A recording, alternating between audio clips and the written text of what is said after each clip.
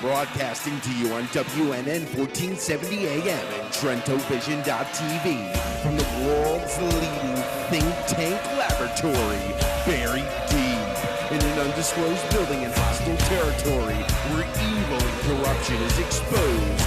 You're about to enter the Tom Trento Show. All hands back in battle station.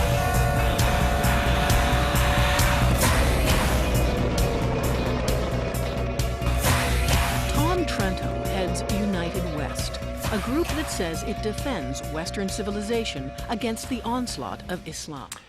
Everybody in the world, sooner or later, wants to be a movie maker. Everybody wants to make a movie.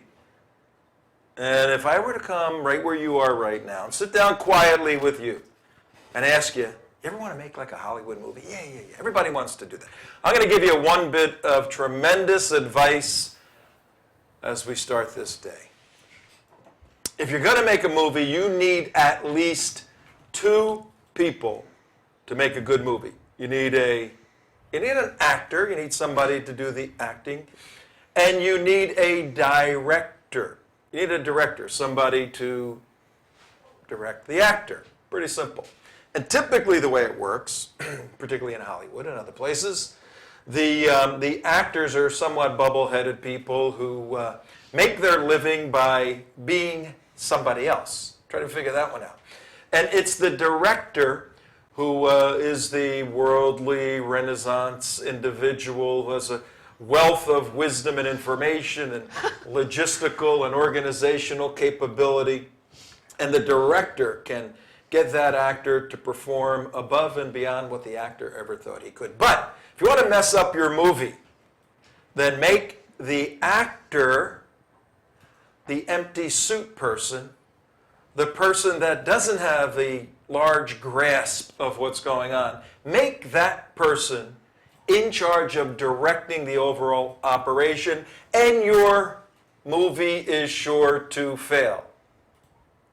Analogously, folks, on this beautiful day, make an actor the President of the United States, and sooner or later, the customers in the theater, in this great theater of 330 million people in the United States of America, will say, something's wrong with this picture.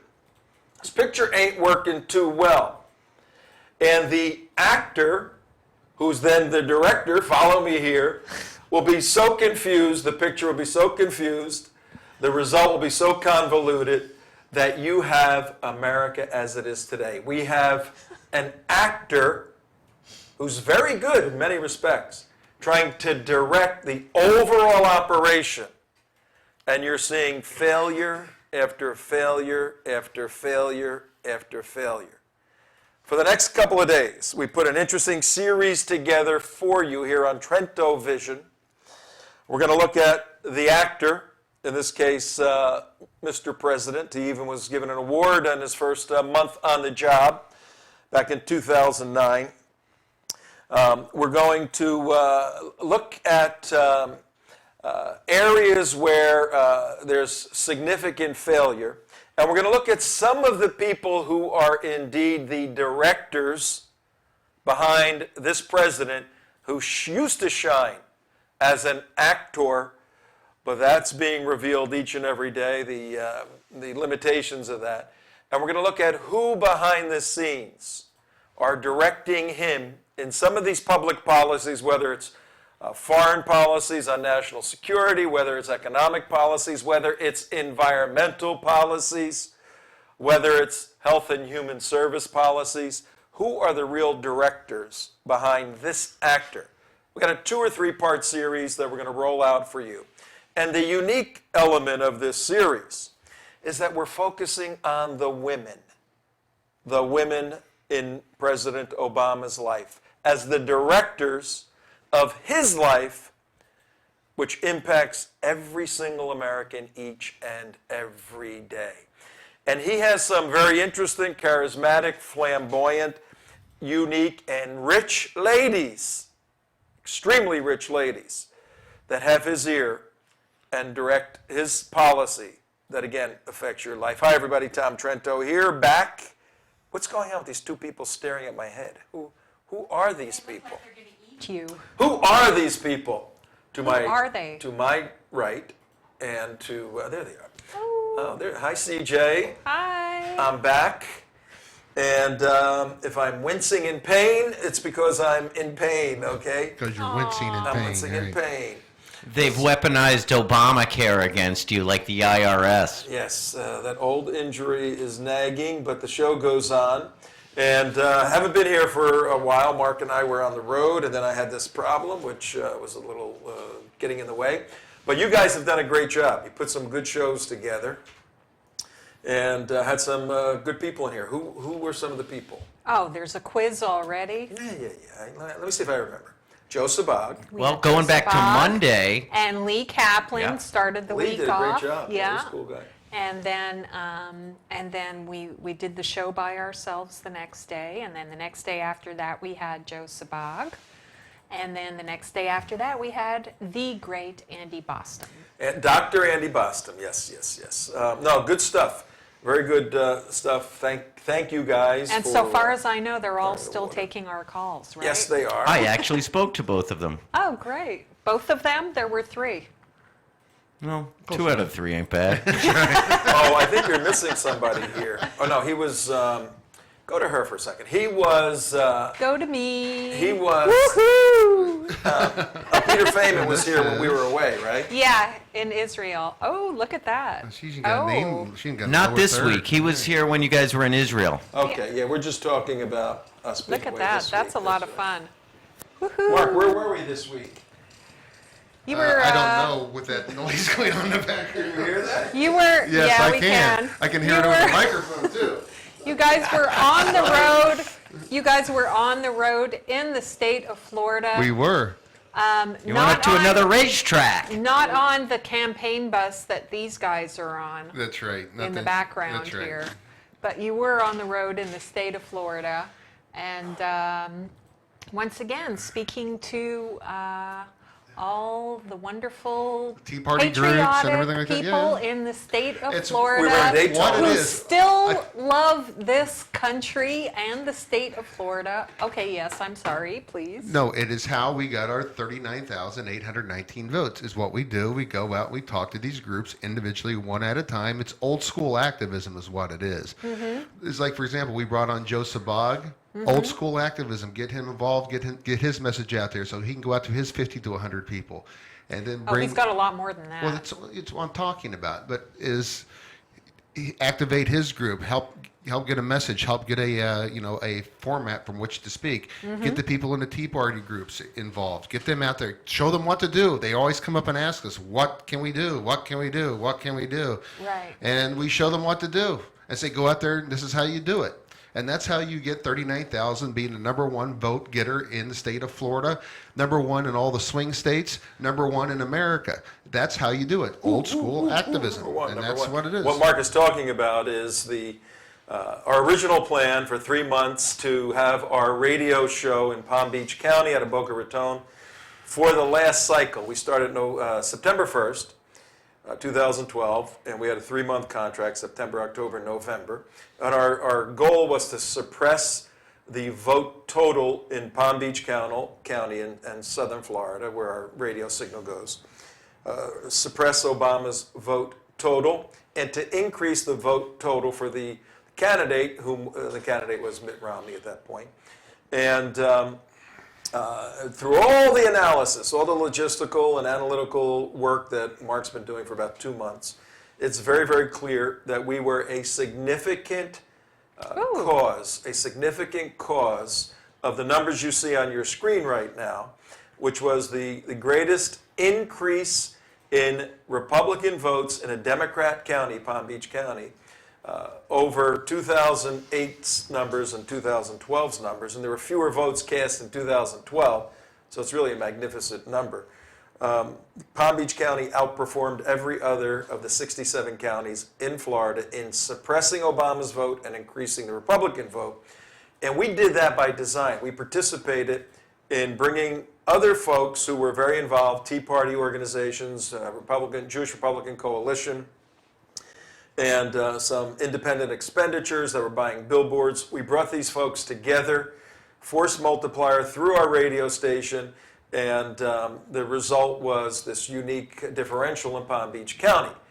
I get asked all the time when we're on the road or anywhere, Tom, when is it time to pick up our guns and overthrow King George, you know? Really? And That's ridiculous. yeah, and as romantic as that may sound to some, the last thing in the world we want is to go violent, to go kinetic. We don't want to fight this government. That's absolutely absurd. We're 50 to 100 people in Washington away from righting this ship. The battle is at the ballot box. So we have launched a campaign in the state of Florida over the next 369 days or so. Oh, Till the election. Yeah, it's really winding down. To show key regions in Florida how they also could replicate what we did in Palm Beach County. And so we're going to try to set up 5 or 6 or 7 radio shows in Pensacola, Jacksonville, Orlando, Tampa. We're going down to Miami, but maybe Miami, Naples, these areas. And if you're out there listening and you want to help really have an impact in Florida, how could they do that, CJ? Well, I'm glad you asked me that, Tom, because I was going to ask if I could interrupt you just for a moment and tell people who they're listening to and who they're watching today. And you are listening to and watching TrentoVision.tv. We are broadcasting to you live from Boca Raton, Florida on WNN 1470 AM. You can tune us on your radio dial from Miami all the way to Orlando, or you can download the iHeartRadio app to your smartphone or other smart device and listen to us wherever you get reception. You can watch us on TrentoVision.tv or the TeaPartyCommunity.com or theunitedwest.org or Bare Naked Islam. I'm going to blow in your ear like these people are blowing in your ear. What is that all about? I know. And if you're listening to us in the car or at work or in the kitchen while you're making supper and you want to see some of the interesting videos and graphics that we put up on the screen behind ourselves, you can access our archives at youtube.com/theunitedwest. And how can you get involved? Well, you can send your comments and your suggestions and your questions and your complaints and your donation. Yes, donations. Help, to please. Tom at TrentoVision.tv or Tom at theunitedwest.org. By the way, donations to the United West are tax deductible. 501c3 tax deductible. 501c3 tax deductible. Please donate before the IRS finds us and Set figures out money. what we're doing. Yes.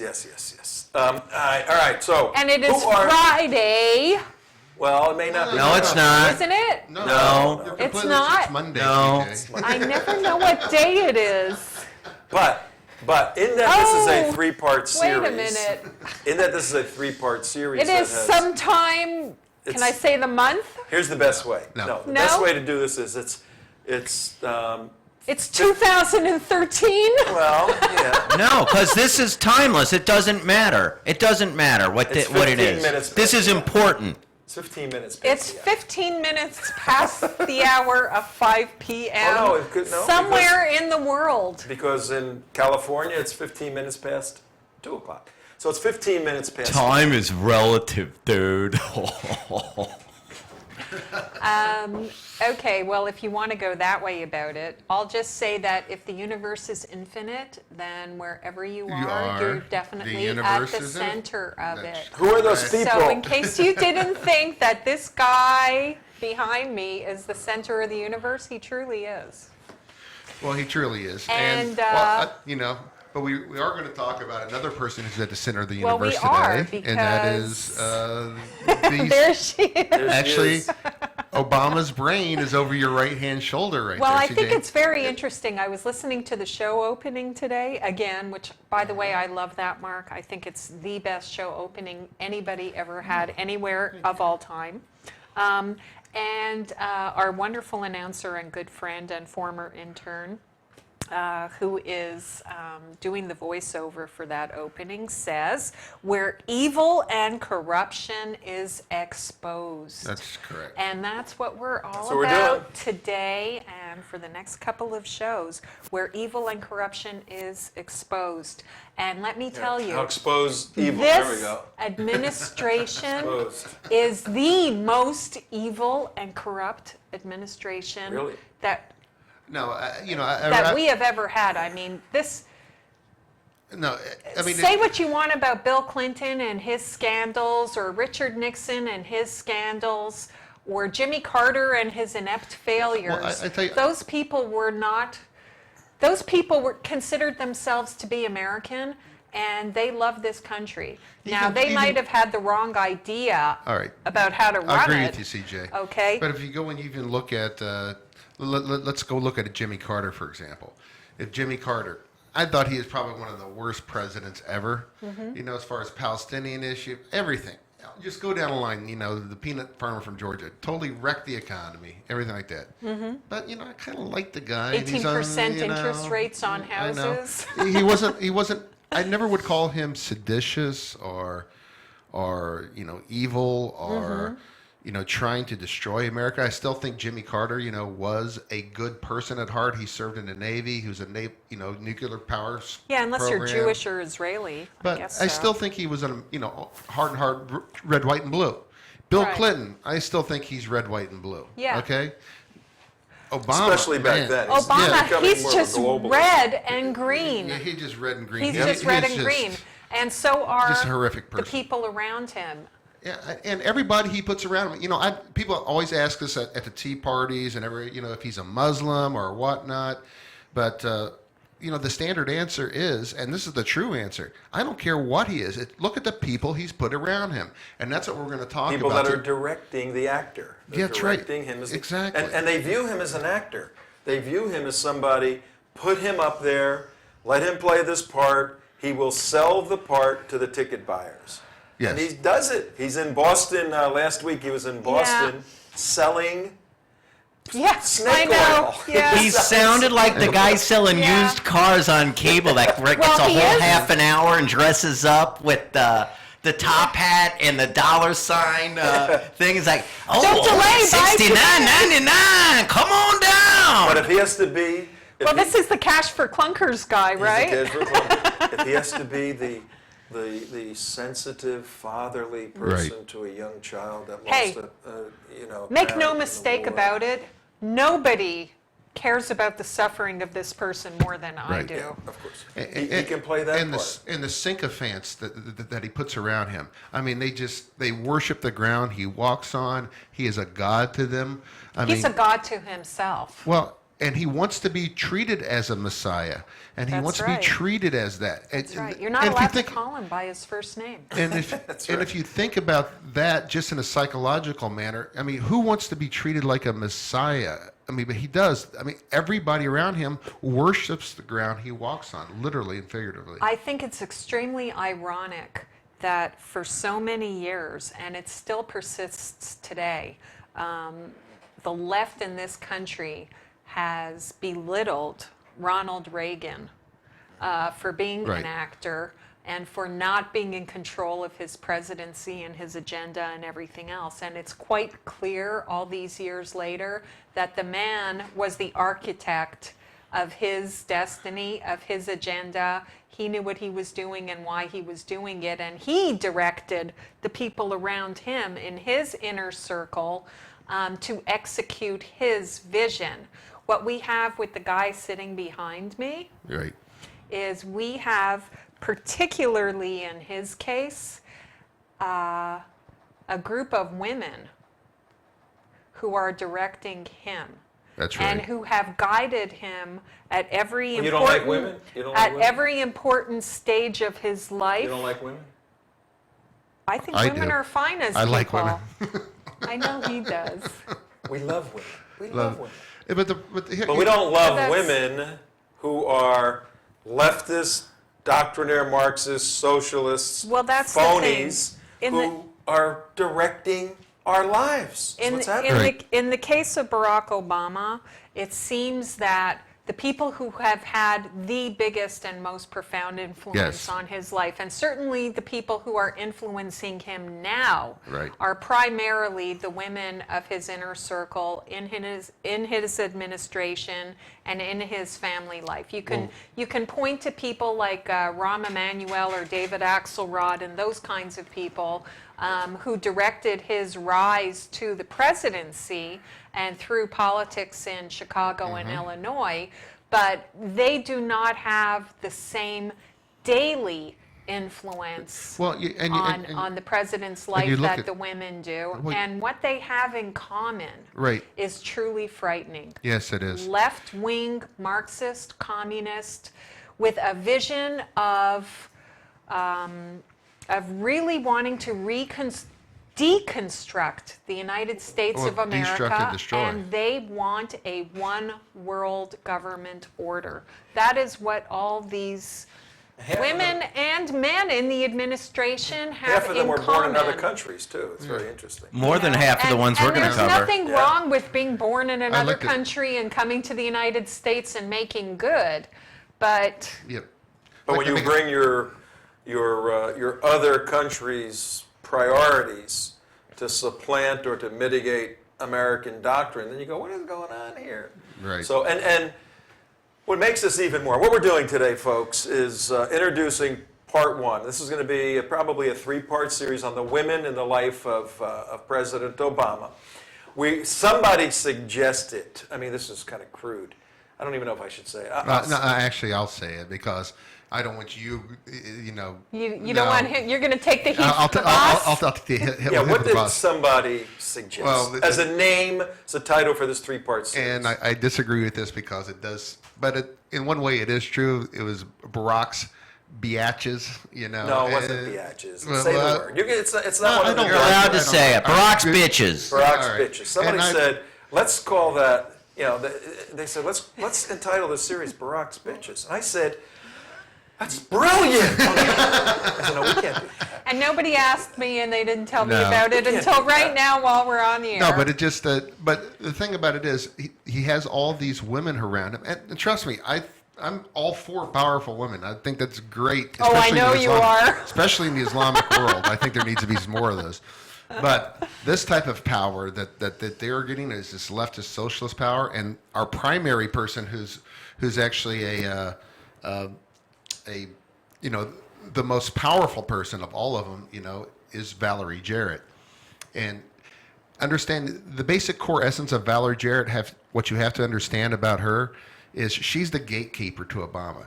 She's the only person in the White House and all of his people, anybody around him, that eats with the president, dines with the president, vacations with the president.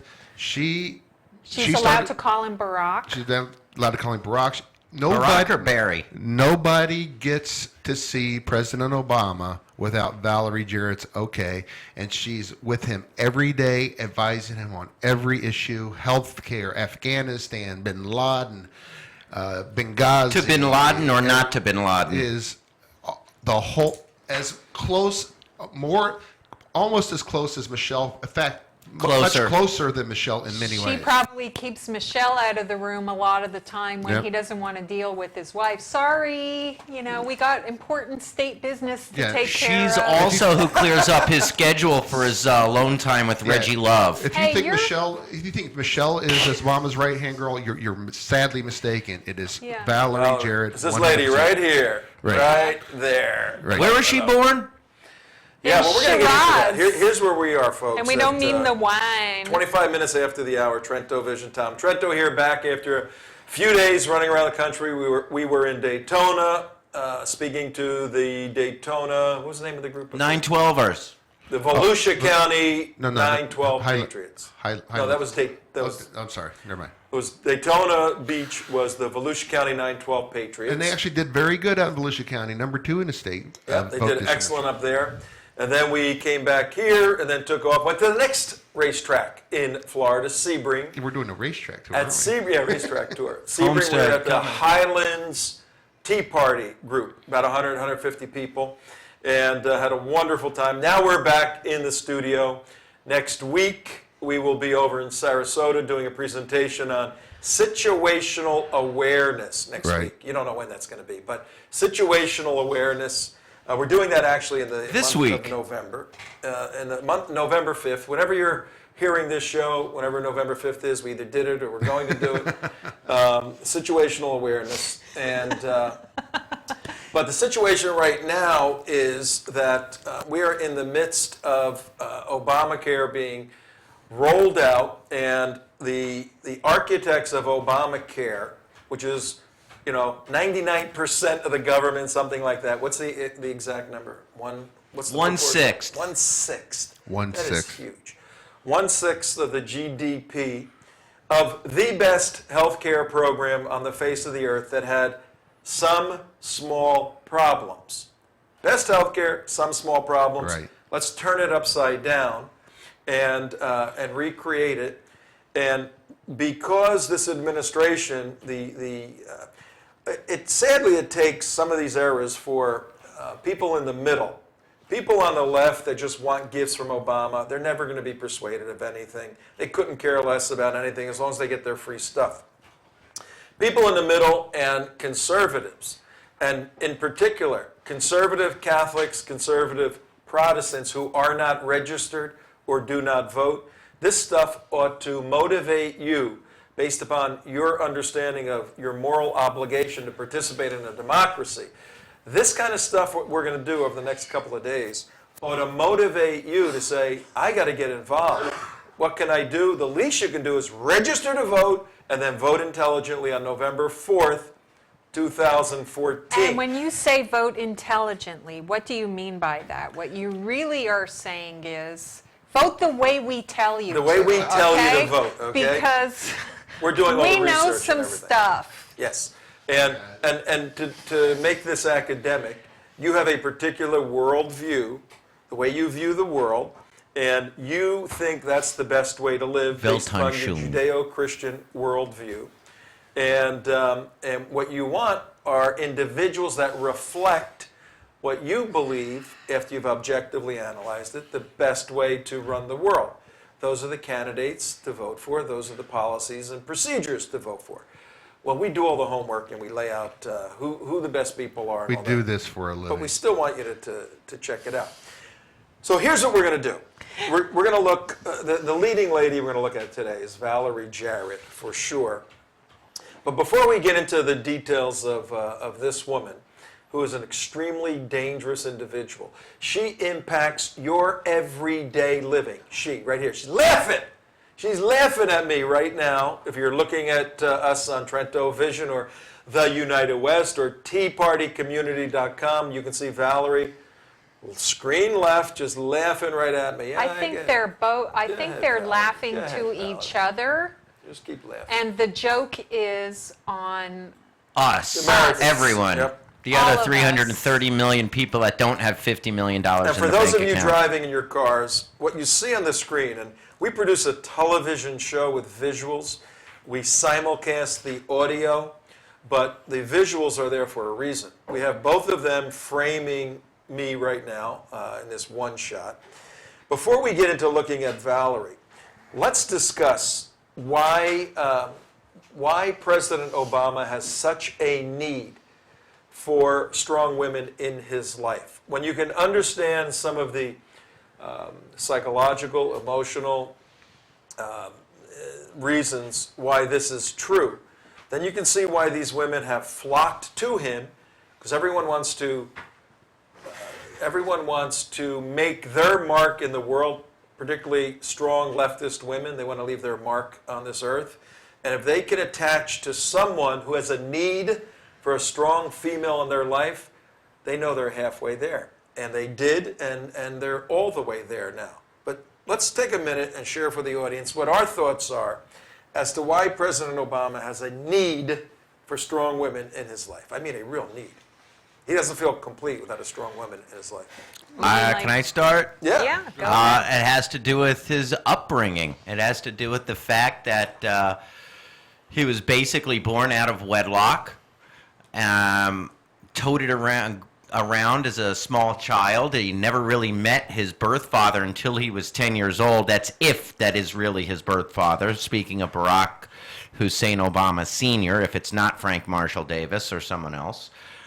So he was gone. His mother remarried shortly after, took him off to Indonesia. Okay, so his supposed father is a Kenyan. So you have this boy that looks like Barack, half black, half white, living in Born in 1961 living in Hawaii. in Hawaii. Okay, which I don't know if you people know. If you live in Hawaii, Hawaii was a pretty crazy place at the time. I mean, it wasn't really like one of the states like it is today. It was a little bit more like the Wild West. There was a lot going on there. It was very easy for the communists to infiltrate, and they did. And then you're carted off to Indonesia, where the other American kids there all go to the wealthy school. How old was he when he went to Indonesia? By the way, he's carted off to Indonesia because his mother Married an Indonesian man. Yeah. So Barry he has a Sator- stepfather who's from another country. Right. So the first father was a Muslim. yeah. Muslim from Kenya. And Or a communist from the United And the States. second one or the father- other. And the mother, I mean, according to records, the mother went to school in Washington State within like a month of the birth. Okay, so What was she boom. studying? In Washington No, and she was in Hawaii. high school. No, she went to study at college in the university at State of Washington. What was she studying? You know? Anthropological studies. Yeah, and Russian studies. Yeah. Okay, so- well, well, you know, I that's have a- okay to So study let Russian. me put some of this together. Hang okay, on. so Let his me- mother- Hang on. Let me put some of this together, then we'll go. For the audience, driving in your car, you're hearing us chatting and rambling here. We're developing a psychological profile of President Obama to determine and analyze why he has a need for strong women. And the reason we're doing this is because strong women are running your life, Mr. Driving your car right now or somebody watching this show. These strong women who are leftist, socialist, Marxists are impacting your life. We're explaining why. He was born out of wedlock of an 18-year-old mother who was very interested in Russian studies and anthropology. His first father took off immediately. At the age of 6 years old, she remarries. They go to Indonesia, so now he's got 2 Muslim fathers. He's now living in Jakarta, Indonesia. He was there only for a couple of years. He didn't want to stay there anymore. His mother ships him back at 10 years old to Hawaii. He lives with whom? His His grandparents. Now he's got his grandparents in his life. His white grandmother, by the way. And actually, Who his are the grandmother. male figures? Yeah, I mean, It's actually Male- his grandmother more than his grandfather. Well, it's both, and Well, the one he has a close familiar relationship is his grandmother. But go ahead. so he has no stable male influence in his life whatsoever. He's all over the place. And now he's back with his grandmother and grandfather in Hawaii. Pick it up from me. Well, let's go back once again to his roots. And you look, first of all, he was a Muslim. All right, there's no doubt about that. So his early childhood upbringing was Islamic. And in the Islamic culture, beyond the political aspect of Islam, inside each family unit, the strongest figure inside the home of an Islamic culture is the mother-in-law, is the female figure. And the closest familial bond that the first son, the most honored son, has is with the mother. There's such a tight bond with the females in the Islamic culture. It's beyond, they spoil their males. They treat, especially the eldest son, is going to be treated like a golden god. Right. All his body parts are golden. Well, his wisdom and- is golden. Yep. And let me- Allah shines upon him. Well, because in the Islamic culture, inside the home, what the male is the one who's supposed to provide for the mother when everybody grows up. The firstborn is the retirement plan for the mother. Right. So she spoils the heck out of these kids. And the closest relationship that Islamic people have in their young relationship is with their mother by far. The worst thing you can call a Muslim, and they really get mad when you call them this, because I've done it just to make them mad, is you're nothing more than a mama's boy. Boy, do they just run off the handle on that, because they know it's true. You hit them right at the heart of it. So understanding that Barack Obama in his younger years was Islamic, and that is their most tight, Yeah, I don't think it's any academic debate that he was born of a Muslim father, right, and married into a Muslim stepfather, and grew up in a Muslim country, Indonesia, and went to Muslim schools. Right. So, there's for us to be saying that this is his upbringing and had that strong female influence, we're just stating the facts as they are. All right, now it's 1971, he's back in Hawaii, and he's with his grandparents, and they're busy. Grandparents trying to raise kids is tough. And it is a wild time in 1971. There was a tremendous amount of communist influence with the unions and the pineapple growers and all of that in Hawaii. What happens next that would prepare him and also to have this need for first strong of all, women? The Hawaiian culture is a far liberal leftist culture. liberal, yeah. Very liberal. It will never. It's so far off the left. Not to mention the anti-colonialism sentiment present there. Right, and there's a very huge anti-colonial because they were colonized. They were colonized. Yeah, they didn't quite like. So like he's had it his whole life. I mean, from everywhere he's been. Indonesia is considered colonized. And for the audience that's listening and hears this word anti-colonialism, it's simply a doctrine that people have that says when a country has got the capability to colonize others, to take them under their control, and to rape that country and abuse the people, the best way to stop that is to destroy the military of that country and to destroy the economy of that country so they don't have the capability to enforce themselves on others. Mm-hmm. Obama's a schooled anti-colonialist. We'll get into that later on. But right now he's 10 years old, totally screwed up in terms of influencing people in his life, strong women in his life, Islam floating around here. What happens next? His mother leaves him. He just said, okay. See you, bye. Okay, your grandparents are going to leave you. And what I was starting to say before that is he was so uncomfortable in Indonesia because most of the Americans went to the wealthier schools. His stepfather was not a wealthy American. He was more of your, I work, and, they weren't poor, but they weren't like the wealthy Americans that went over there and lived like royalty. And he took his name for a while, Saturo. Yes, it was Barry Saturo. So basically, he came back bitter and motherless. He came back fatherless and motherless. Right. Right. He's essentially an orphan now at 10 years old. So And it's really he's bizarre. chubby. He was a little chubby. And he's chubby, and he's mixed race. Right. And the mixed race was somewhat better there in Hawaii because there was more accepting, but it's still extremely difficult in your formative years. Now, this is very important, this analysis we're doing, folks, and we've done extensive work on this. In his formative years, he doesn't have a clear picture of a father figure. He's got this woman in his life, was a very strong woman, Ann Dunham, his mother. Right. And she's involved with practicing Islam with the second husband in particular. Right. But she's off studying and studied Russian studies and all of this stuff. Then he's sent back to his grandparents, and he's a mixed-skinned kid, confused. Now what happens in his life? Well, at that let me point? go back with Ann. That she married a Muslim meant that she had to convert to Islam to be. Sure. So there was still that Islamic motherly strong influence in the house. But go ahead. Yeah, no. At that point, at 10 years old, Frank Marshall Davis, There's the picture. The grandparents had a friend, Frank Marshall Davis. Now, he's important in our analysis of the women of Obama. Right. And Hugely important. yeah, because he's from where? Where's he hail from? Where did he do a lot of his work, Frank? Chicago. From Chicago. Right. Where Barack Obama He's hasn't been there yet. he's not there yet. No. And he's going to wind up there. Where Frank Marshall Davis is Yeah, and the there's a Frank- Communist Party of the United States. and there's a Right. connection And with is Frank. a Chicago operative and has yeah. a connection with somebody. Who? What was the question? I didn't hear the Oh, question. maybe it was The heirs? the father. Oh, the father-in-law of Valerie. Yeah. Valerie Jarrett's father-in-law. Yeah. Okay, we can move. Well, before we move into the relationships, I want to establish for our listeners and our viewers the fact that President Obama really had an inferiority complex, particularly at 10 years old. He didn't know who he was, half black, half white.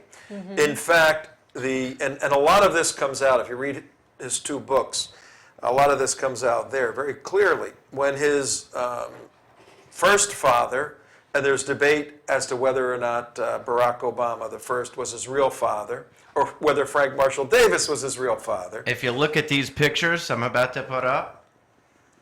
Not that right there. Take that down. Next one.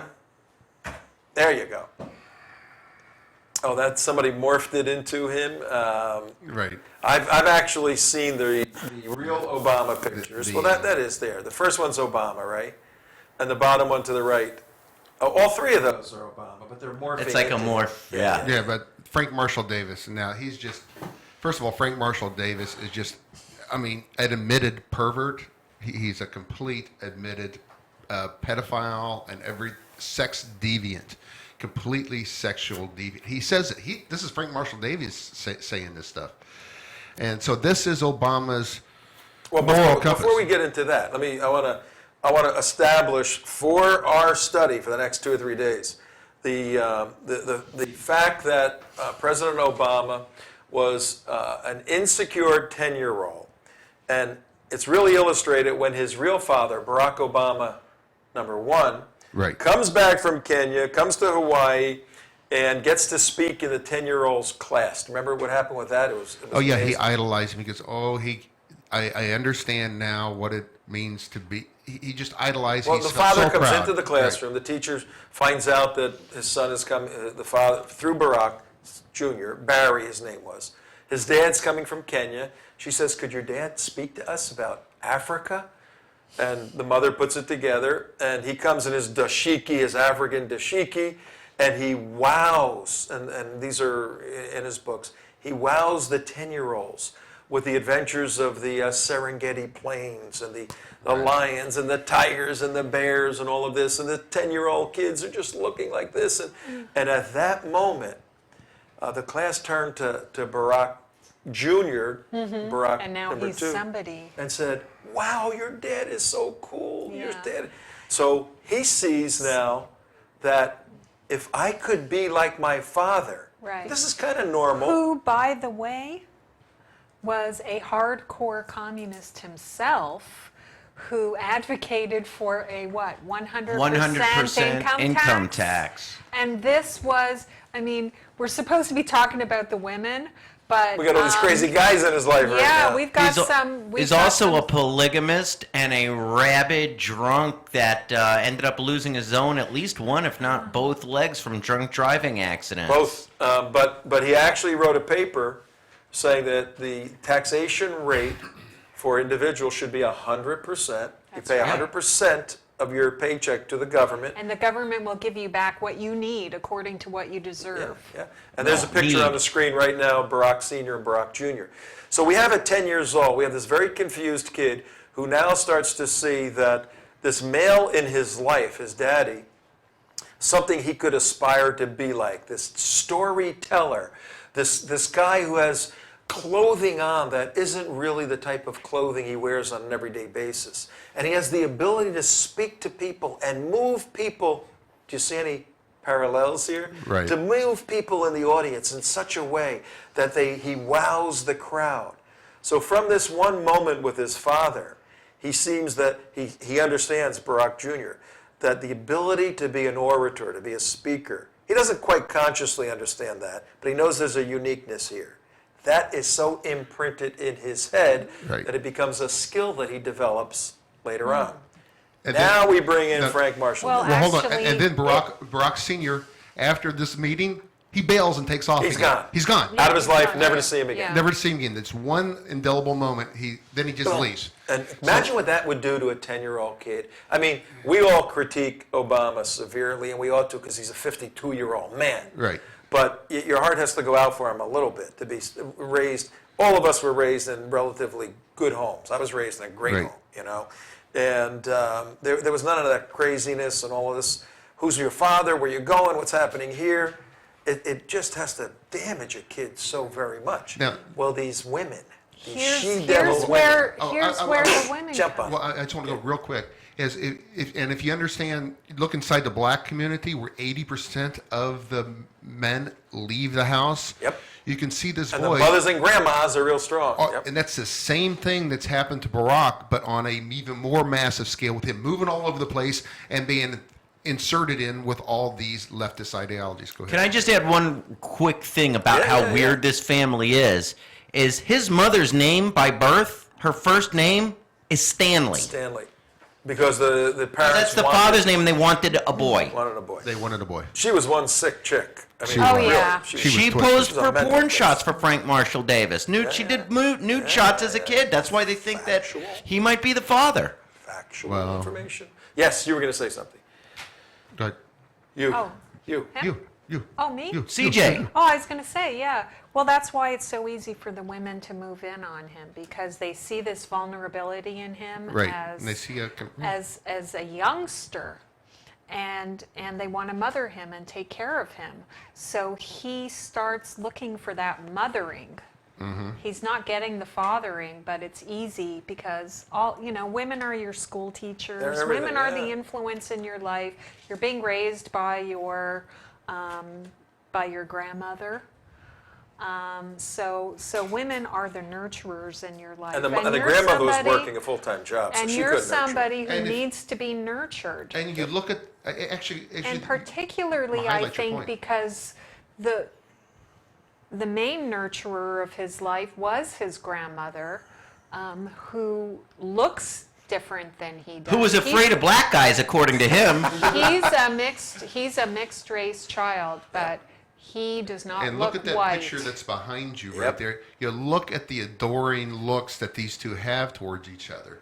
This is definitely a familiar. And they're both mixed. and They're both mixed and black they're both and mixed white. black. Yeah. And this is almost a mother, a son relationship with Valerie and Barack. It's way beyond. It actually develops. It's the mother that he way. never had. It's the mother he never had. Yep. Well, what she did Who is understood his potential and amplified his potential. We got to read, before this show ends, I'm reading that quote one?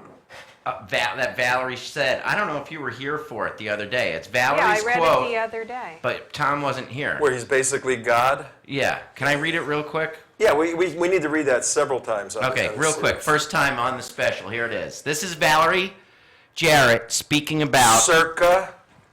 2010. Why is the man reading the woman's quote? Fine, you have it up? Go ahead.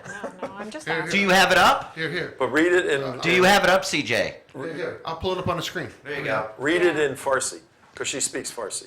Yeah. Go ahead. does. No, seriously, read it, CJ. I think Barack knew that he had God-given talents that were extraordinary.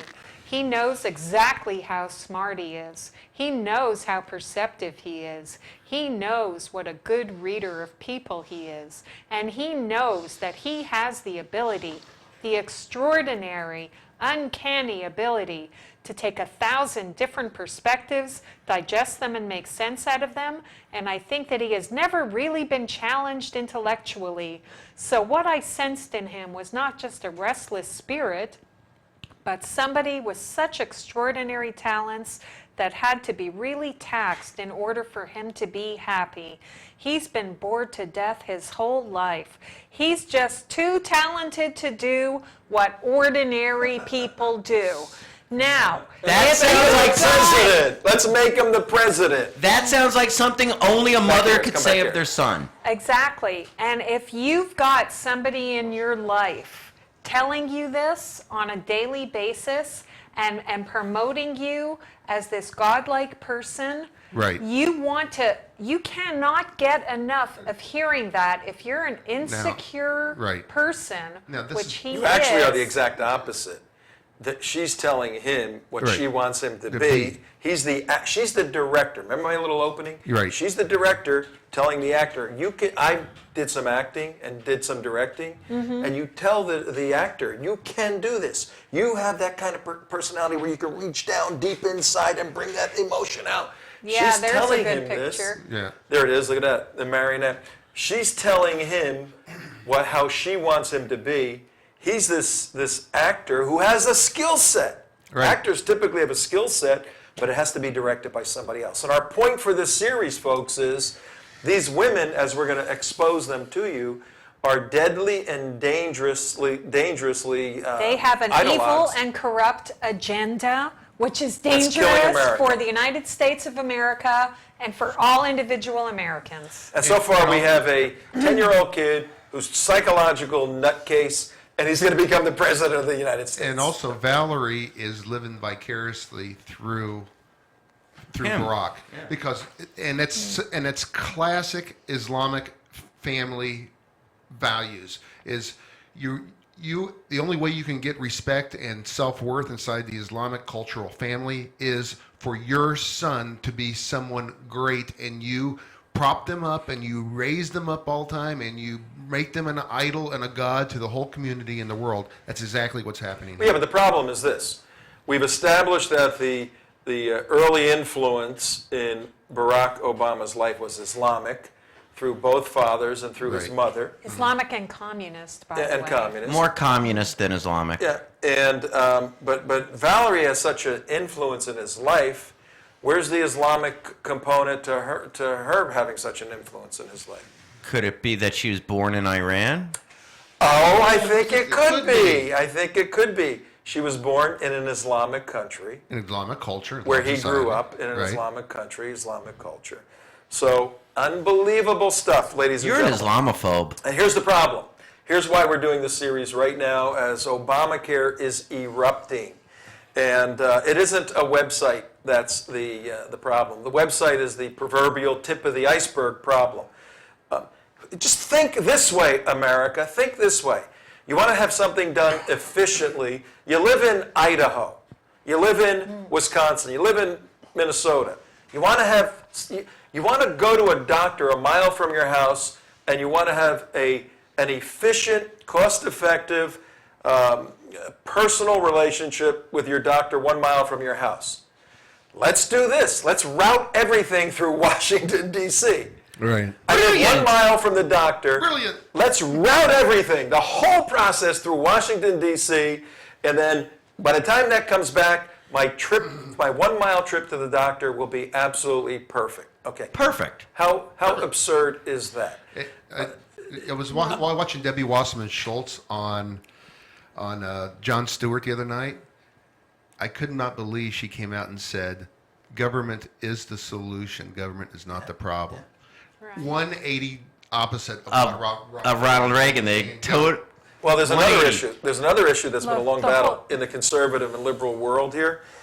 Historically, conservatives have said health care is not a right. It's a privilege. And she said it was a right too. Says health Well, care that's is the right. narrative right now coming out of the White House. Jay Carney the other day. Healthcare is a right, Yeah. so what they do is they take away everybody's ability to have access to it, so the corrupt government can take away your income, take away your job freedom, take away your personal liberty, and Yeah. redistribute it to you Yep.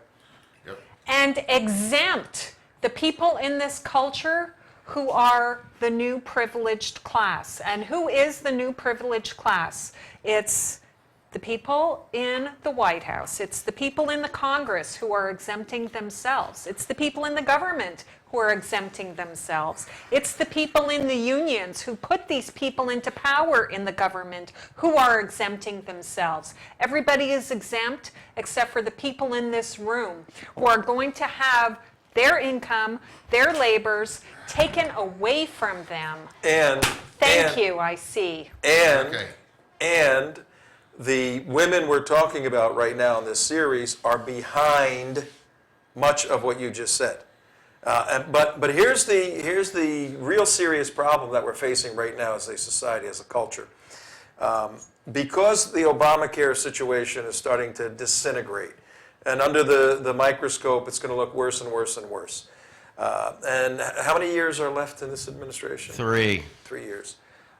What's going to happen is there's going to be a regrouping. When you're this close to power, and as we get into the next 2 segments, we'll show you about Valerie Jarrett, Susan Rice, Kathleen Sebelius. Who else do we have? Samantha Power. Samantha Power. How about Michelle Robinson Obama? Yeah, we're going to deal with her. Here's what's going to happen. These folks are not in a position with 3 years left to say, hey, this thing has failed. Our dream, all the Ivy League schools we've gone to, all the masters we've done, all the PhDs, They've all all gone to the Harvard. awards, we ain't giving all this up when we're at a point to change the world as we know it. They're going to regroup, and they're going to come out swinging in the next 3 years to take this country further and further to the hardcore left. We're doing this series to alert you to some of these female activists behind Obama so that you can become politically active to mitigate and, in fact, obstruct what's going to happen. And most likely, as it relates to at least health care, we haven't talked about the disintegration of the military, which is occurring right now. Or immigration. Or immigration. Just health care.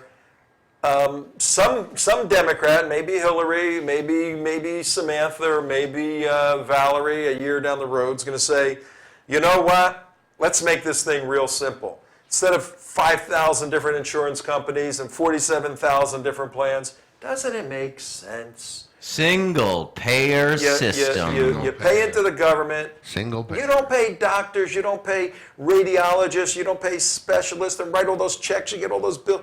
You pay the government, you get everything you need. Oh, it's all free, Trento. You talking about free healthcare for everybody? Doesn't that make more sense? Oh, hell yeah. Free Well, for everybody. let me ask you this.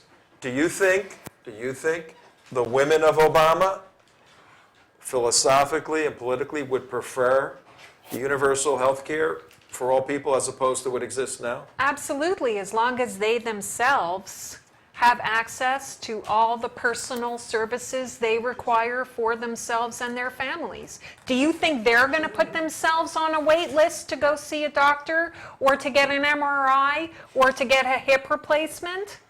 Not when No. you're Susan Rice with $50 million. No, it's not going to No, happen. no. So we'll have a 2-tier: the rich, them, and then everybody else. And the architect behind the president who directs him in this effort is a corrupt Chicago operative slumlord who Right. failed at Exactly. every grab she took of Good the point, public's TJ. In the money healthcare to give industry, too. back Good point, TJ. in the housing industry. Everything she's supposed to do for the good of the community was a thievery from the taxpayers of that locale. Are you talking about her? And You know, she's worth almost $50 absolutely, million. The people she was supposed to be serving She's a got slumlord. less than when she started. And she brought who's the she you're talking Michelle. I'm talking about Valerie Jarrett. And I'm talking Looking about at who you. did she bring this into?